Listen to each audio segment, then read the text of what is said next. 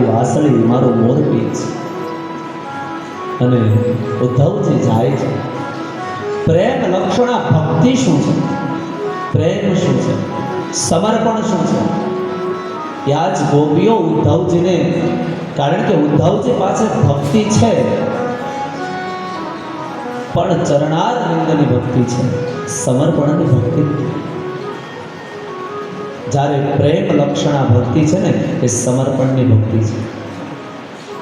પ્રેમનો અર્થ જ એ થાય કે સામેવાળાના માટે સમર્પિત થવું. એનો જો કોઈ સમાનાર્થી શબ્દ હોય તો એ છે પ્રેમ. પ્રેમ લક્ષણા ભક્તિ. જ્યાં ઉદ્ધવજી આ ગોકુળ વૃંદાવનની અંદર ગયા પણ ત્યાંની ગોપીઓ જોવે, ગોપીઓને જેમ કીધું હું કામનો સંદેશો લઈને આવ્યો છું, કૃષ્ણનો સંદેશો લઈને આવ્યો છું. ગોપીઓએ કીધું કૃષ્ણ ગયા ક્યાં? જો સામે ઊભા. કોઈ ગોપી કે હમણાં મારા ઘરે આવ્યા હતા. ઉદ્ધવજી વિચાર કરે છે કે ક્યાં દ્વારકાની અંદર બેઠેલો કૃષ્ણ અને ક્યાં ગોપીઓ. જા નંદ બાબા અને યશોદાજીને ત્યાં ગયા. યશોદાજીને નંદ બાબા ઉદ્ધવને માત્ર એટલું કહે છે કે ઉદ્ધવ, બીજું તો કાંઈ નહીં, મારા કાનાએ દ્વારકા બનાવી, એ દ્વારકામાં કોઈ કામવાળાની જરૂર હોય તો કહેજે, અમે ત્યાં રસોઈ બનાવવા. આવી ભક્તિ. ઉદ્ધવજી જેમ કૃષ્ણનો સંદેશ લઈ અને ગોકુળ વૃંદાવન ગયા, એમ આપણી કથામાં શ્રી કમલ મહેતાજી, જે સિંધી જનરલ પંચાયતના પ્રેસિડેન્ટ છે, પધાર્યા છે. તાળીઓના ગડગડાટ સાથે એમનું હાર્દિક સ્વાગત કરીએ. સાથે સાથે સોનુભાઈ ગોસ્વામી, જે ચાંદી બજાર કુબેરનગરના પ્રેસિડેન્ટ છે, એમનો પણ તાળીઓના ગડગડાટથી સ્વાગત કરીએ. અન્ય બંને મહાનુભાવોને વિનમ્ર નિવેદન કરીએ કે વ્યાસપીઠ ઉપર પધારે, એમનું સ્વાગત કરીએ. આજના શુભ દિવસે આ તો પરમાત્માની અનન્ય ગાથા છે. જેમ ઉદ્ધવજી ગોકુળ અને વૃંદાવન ગયા,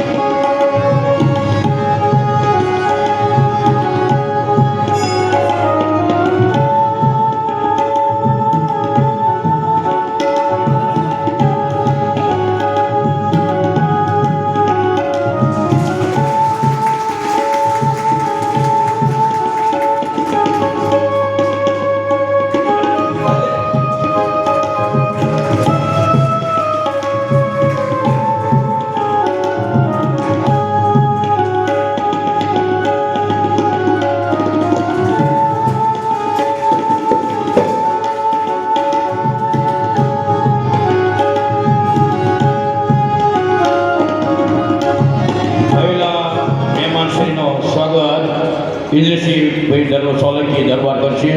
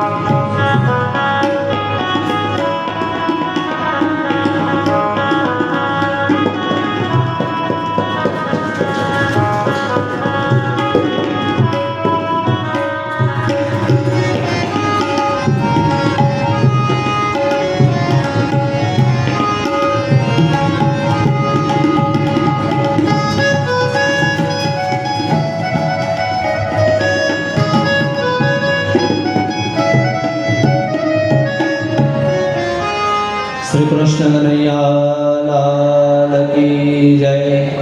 પધારેલા મહાનુભાવોનું ખૂબ ખૂબ સ્વાગત. પરમાત્મા દરેકના મનની ઈચ્છાઓ પૂર્ણ કરે. કૃષ્ણ પરમાત્મા અને બળદાવ જ્યારે જમવા બેઠા ત્યારે બળદાવે ધીરેથી કૃષ્ણને પૂછ્યું. આપણે મૂળ કથામાં આવીએ ત્યારે બળદાવે ધીરેથી કૃષ્ણને પૂછ્યું કે લાલા એક વાત કહું. એટલે બળદાવે કીધું જી બોલો ભાઈ. એટલે બળદાવે ધીરેથી કીધું લાલા તે ગોકુળ છોડી દીધું પણ ગોકુળના લક્ષણો છોડ્યા નથી. કૃષ્ણ સમજી ગયા કે બળદાવ મને શું કહેવા માંગે છે. કારણ કે ગોકુળમાં એણે માખણની ચોરી કરીને અત્યારે ચોરીનો આળ કૃષ્ણ ઉપર છે. એટલે બળદાવનો કહેવાનો મતલબ એ હતો કે હજી તું ચોરી કરવાનો ભૂલ્યો નથી. કૃષ્ણ સમજી ગયા કે કદાચ દ્વારકાના નગરવાસીઓ મને કહે તો હું સાંભળી લઉં, પણ આજ મારા ભાઈને મારા ઉપર ભરોસો નથી. અને યાદ રાખજો મિત્રો, સૌથી વધારે તમને ને મને દુઃખ ત્યારે થાય છે કે જ્યારે કોઈ આપણો વ્યક્તિ આપણને ઓળખી નથી શકતો. સૌથી વધારે દુઃખ પોતાનો ભાઈ હોય તો ભલે, પોતાની ધર્મપત્ની હોય તો ભલે, પોતાની બેન હોય તો ભલે, અને પોતાના માતા પિતા હોય તો ભલે, પણ જ્યારે પોતાનો વ્યક્તિ આજ કૃષ્ણને મનમાં દુઃખ થયું.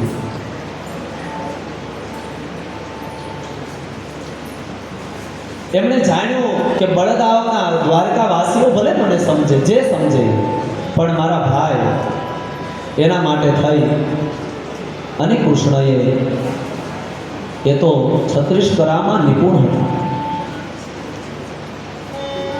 જ્યાં પ્રસેનજીત ગયા હતા ત્યાં ગયા. જોતા જોતા જોયું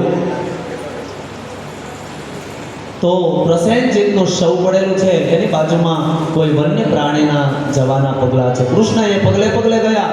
આગળ ગયા તો એ વન્ય પ્રાણી પણ મરેલું છે. એની આગળ કોઈ બીજા પગલા છે. એ પગલે પગલે ગયા તો એક મોટી ગુફા. ગુફાની અંદર જેવા ગયા તો એક 16-17 વર્ષની કન્યા, અને આખી ગુફામાં પ્રકાશ છવાયેલો છે. એ પ્રકાશ જોઈ કૃષ્ણ સમજી ગયા કે મણિ આયા છે. પણ જેવા એ દીકરીએ કૃષ્ણને જોયા તુરંત મણિ લઈ અંદર ગુફામાં અંદર જતી રહી. અને એ જ સમયે ગુફાની અંદરથી એક મોટા ભયંકર રીછ બહાર આવ્યા. રીછે કૃષ્ણને જોયા અને કૃષ્ણ અને રીછનું યુદ્ધ થયું. કૃષ્ણ રીછને હરાવી ન શકે. રીછ બીજું કોઈ નહીં, જાંબુવંતજી હતા. શાસ્ત્રમાં વર્ણન છે, ઇન્દ્રમ દક્ષમનંદ પૂર્વ મુદભેમ પદ્માનનમ પદ્મજમ શૈલાન પક્ષ યથા ધરાન વિધેયતાન લક્ષ્મીપતે પંકજમ સિંધુ સ્વાદ શિવા શતફલમ કામં ચ સદ વિગ્રહે સર્વાન દ્રષ્ટુમયા વિદમ રઘુપતે દત્તાપહારમ. આ જાંબુવંતજી બોલે છે. અંતે જ્યારે હરાવી ન શક્યા ને ત્યારે કૃષ્ણએ જાંબુવંતજીને કીધું, પ્રભુ જાંબુવંતજી બીજો કોઈ નહીં, હું રામ છું. તમને આપેલું વચન પૂરું કરવા આવ્યો. હવે આપણને પ્રશ્ન થાય કે જાંબુવંતજીએ વચન ક્યારે આપ્યું, રામે વચન ક્યારે આપ્યું? એ આપણને ખબર છે? તો તમને કહું, જે આપણે બધા રાવણને રાક્ષસ ગણીએ છીએ, એ રાવણ વખતે આપેલું આ વચન છે કે જ્યારે રામેશ્વર મહાદેવની સ્થાપના કરવાની હતી, સેતુબંધ બાંધી, અને ભગવાન શિવની સ્થાપના કરવા માટે જ્યારે રાવણને બોલાવ્યો, પણ રાવણ આમંત્રણ વગર ન આવે, તો એને આમંત્રણ આપવા કોણ ગયું હતું? જાંબુવંતજી. એટલે રાવણે કીધું કે જાંબુવંતજી, હું સ્થાપના કરવા તો આવું, પણ મારી દક્ષિણા, તમારા રામ તો ભિખારી છે, એ મને શું આપશો? ત્યારે જાંબુવનજીએ કીધું રાવણ તમે માગો એ હું દક્ષિણા આપીશ. અને ત્યારે રાવણ દક્ષિણામાં માગે છે. રાવણે શું માંગ્યું જાંબુવનજી પાસે કે તમારા રામ અને મારું જ્યારે યુદ્ધ થાય ત્યારે એક તમે જાંબુવંતજી અને બીજા હનુમાનજી તમારે બેય યુદ્ધમાં કઈ શસ્ત્ર નહીં ઉપાડવાનું. તમે કોઈ પણ રામાયણ વાંચો, જાંબુવંત અને હનુમાનજી એને યુદ્ધમાં ભાગ નથી લીધો. અને એની યુદ્ધની જે ઈચ્છા અધૂરી રહી ત્યારે રામે કીધું તો જાંબુવનજી તમે ચિંતા ન કરો, બીજા અવતારમાં હું તમારી સાથે યુદ્ધ કરીશ. એ વચન પૂરું કરવા આજ જાંબુવનજી સાથે યુદ્ધ કર્યું. કારણ કે પરમાત્માને પણ કર્મના બંધન છે. કર્મણા જાયતે જંતોર કર્મણેવ વિલીયતે.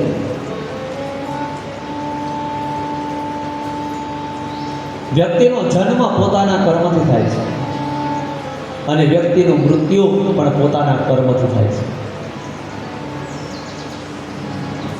જન્મ મરણ જશ અપજશ નાથ વિધિ કે હાર. રામચરિતમાનસ. આ ચાર વસ્તુ કર્મને આધીન છે. પણ આપણે બધાની માન્યતા કેવી છે ખબર? આપણે બધા એવું જ માનીએ કે આપણે જે કરીએ એ કર્મ. ખરેખર એવું નથી.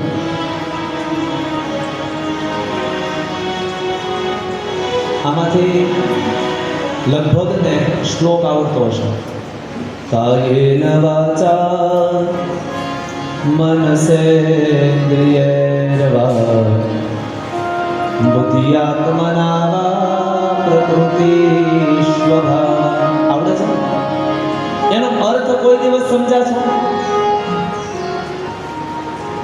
આ શ્લોક તમને ને મને કર્મ સમજાવે છે. વ્યક્તિથી કર્મ કેટલા થાય આપણે અર્થ સમજતા જ નથી. અર્થનો અનર્થ. આપણે તો બધા હાલી નીકળ્યા ને, ઓલો આરતી થાય એટલે કર્પૂર ગૌરમ કરુણા અવતાર. એ ખરેખર કપૂરનો શ્લોક જ નથી, શિવજીનો શ્લોક છે. એ શ્લોક ખરેખર શિવજીનો છે. કર્પૂર ગૌરમ, કે જે કર્પૂર જેવા વર્ણના છે. કરુણાવતારમ, જેનો અવતાર કરુણા કરવા માટે થયો છે. સદા વસંતમ, કે વસંત ઋતુની અંદર જેમ પ્રફુલ્લિતતા રહે જેમ પરમાત્મા સદૈવ પ્રસન્નતામાં રહે છે. હૃદયારવિંદે એવી પ્રફુલ્લિતતા એના હૃદયમાં હોય. ભવમ ભવાની સહિતમ નમામિ. અને આમાં ઘણા બધા ભૂલ કરે. ભવમ ભવામી, ભવામી નથી ત્યાં, ભવમ ભવાની છે. ભવમ એટલે શિવ અને ભવાની એટલે માં પાર્વતી. અમે ભવમ ભવાની સહિતમ નમામિ. સહિતમ એટલે બંનેને ભેગા અમે વંદન કરીએ છીએ. આવો એનો અર્થ છે. કપૂર હારે એને કાંઈ લેવા દેવા નથી. તોય પૂજામાં ગયા હોય ન બોલી તો કે દાદા કપૂર ગૌરમ. અરે કપૂર છે. કારણ કે આપણી સમસ્યા શું છે ખબર? અર્ધઘટો ઘોષ મુખે તિનુનમ સંપૂર્ણ ઘટો ન કરોતિ શબ્દમ. પાણીનો અડધો ઘડો હોય ને છલકાયો, આખો ઘડો હોય ને છલકાય નહીં. કાં બહુ ગાંડો હારો અને કાં બહુ ડાયો હારો. અડધો ગાંડો નહીં હારો. આપણા બધાનું જ્ઞાન અડધા હાજા ગાંડા જેવું છે. આ બેનો ઓલી રસોઈ કરે ને એમાં તમે જોજો, મગ કર્યા હોય અને એમાં એકાદો કાચો પાકો મગ આવ્યો હોય ને, એ દાંતમાં એવો ખટકે જેને અમારામાં અધ કચરો કે તમારે ખબર નથી. એ સૌથી વધારે નડે. એમ માણસના જીવનમાં જેને અધકચરું જ્ઞાન હોય ને એ બધા નડે. હાચે કાંઈ ખબર ન હોય, પણ આનું આમ કેમ ન છું, આનું આમ કેમ ન છું, પણ એ કેમ થાય એ ખબર છે. કા પૂરું જ્ઞાન રાખવાનું કા કાંઈ ન બોલવું. એટલે ઘણા એવા શ્લોક છે જે તમે ને હું જીવનમાં ઉપયોગમાં લઈએ છીએ, પણ એની વિશે આપણને ખબર નથી. કર્પૂરનો ખરેખર શ્લોક છે કર્પૂર પૂરેણ મનોહરેણ સુવર્ણ પાત્રાંતિક સંસ્થિતેન પ્રદીપ્ત ભાષા સહસાંગતેન નિરાજનંતે જગદીશ પૂર્વે. આ કર્પૂરનો મૂળ શ્લોક છે. અને એમાં આપણી તો કરુણતા છે કે આમાંથી કોઈને સાચી રીતે આરતી લેતા નથી આવડતી. આમાંથી કોઈ મને આરતી લેવાની સાચી રીત આપે ને તો આપણી તરફથી 1100 રૂપિયા ઇનામ. ચાલો છે કોઈ? કારણ કે આપણામાં મેં પહેલા કીધું ને અડધો ઘટો ઘોષ એવું કે અહીંની વાત નથી હું અહીંયા તો બધા બહુ આ છેલ્લો દિવસ છે ગુજરાતી સમજાય છે ને નગર હિન્દીમાં તો હા તો વાંધો નહીં. આરતી શા માટે લેવી એ કોને ખબર છે? આરતી લેવા પાછળનું તાત્પર્ય શું એ કેટલાને ખબર છે? અને આરતી કઈ રીતે લેવી એ કેટલાને ખબર છે? આરતી કઈ રીતે કરવી, શા માટે કરવી એ કેટલાને ખબર છે?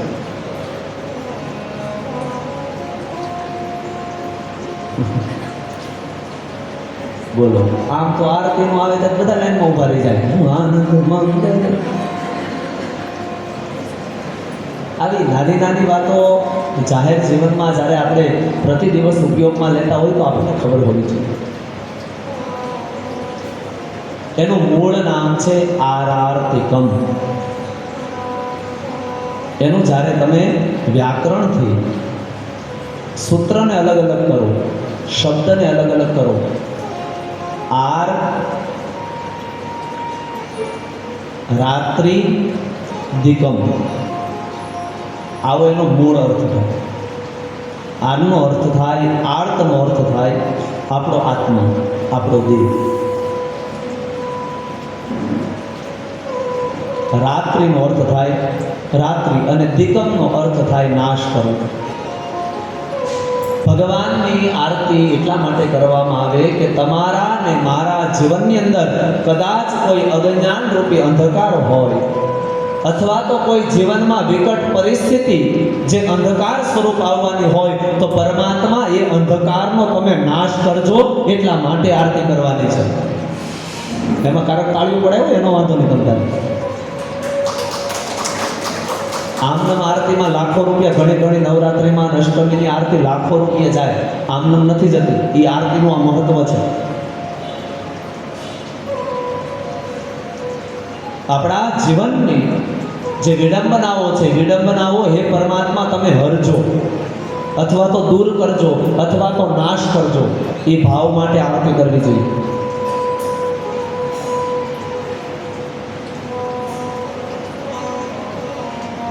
આરતી એને આપણે ગુજરાતીમાં આરતી કહીએ, સંસ્કૃતમાં આરતી કહીએ.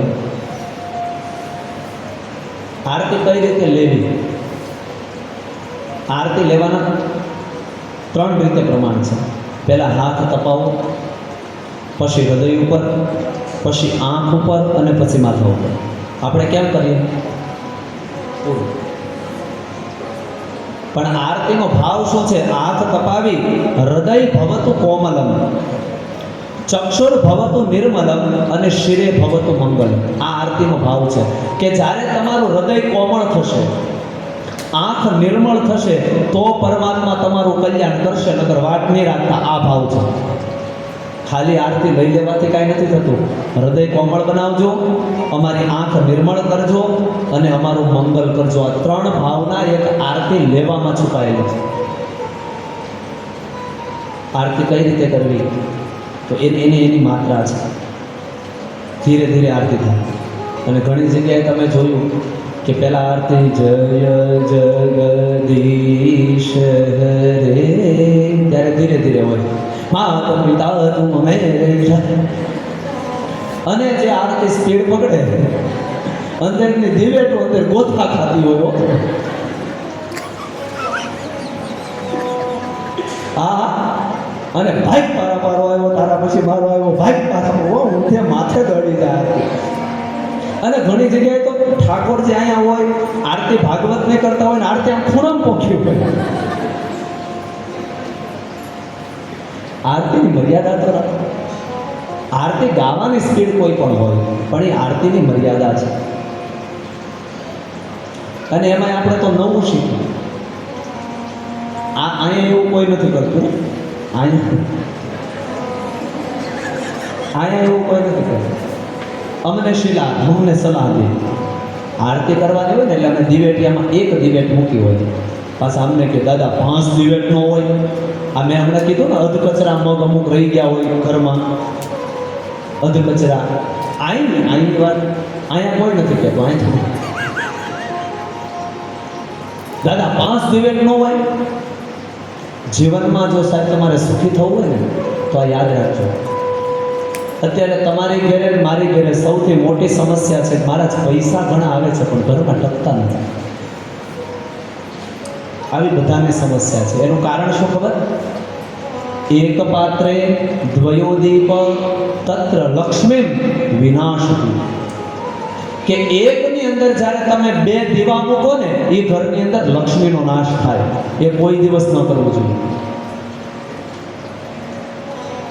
પણ આપણા બધાના મગજમાં શું કે મંદિરમાં જાય, મંદિરમાં પેલા પૂજારી 5 દીવાની આરતી કરતા હોય, પણ મૂર્ખાઓ ત્યાં નથી જોતા કે એમાં દિવેટિયામાં દીવા અલગ અલગ હોય છે. ભેગા 5 દીવા નથી. ક્યારેક જોજો, ક્યારેક એ પૂજારીના હાથમાં આરતી જોજો કે એના દિવેટિયા અલગ અલગ હોય અને બધામાં એક એક દિવેટ જ હોય. એક પાત્રમાં એક જ દિવેટ હોય. સ્ત્રી પુરુષનો સમન્વય છે.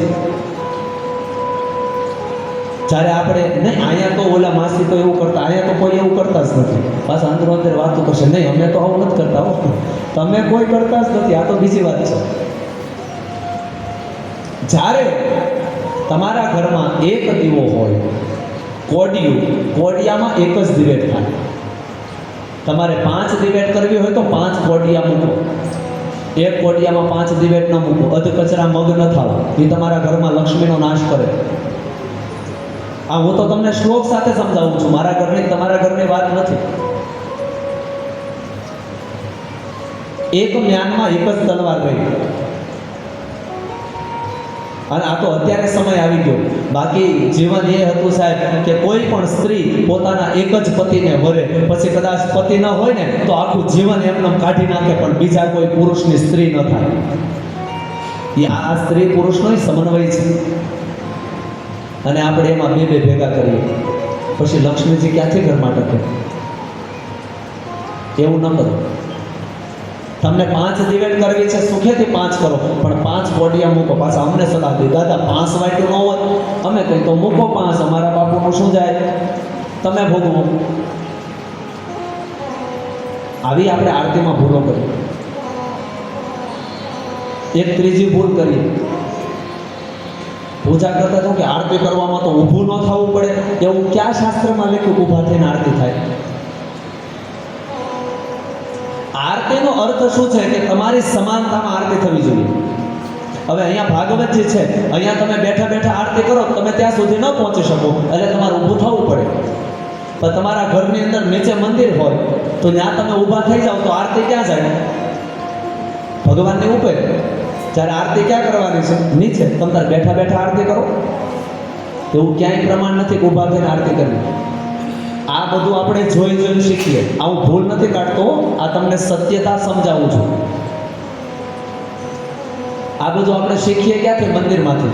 કારણ કે મંદિરમાં ભગવાન ઉપર હોય અને મંદિરમાં બીજા ઘણા બધા દેવતાઓ હોય, એટલે પૂજારી બેસીને આરતી કરે તો એને ફાવે નહીં, એટલે એ ઊભા થઈને આરતી કરે કે ભગવાન સુધી પહોંચી શકે. અને તમે જોજો, અહીંયા આપણે ઓમકારેશ્વર મહાદેવ છે, અહીંયા આપણે કથા હોય ત્યારે દરરોજ પૂજારી બાપા આરતી કરે છે. મને અહીંથી દેખાય છે. દરરોજ 7 વાગે એ એના સમયે આરતી કરે છે.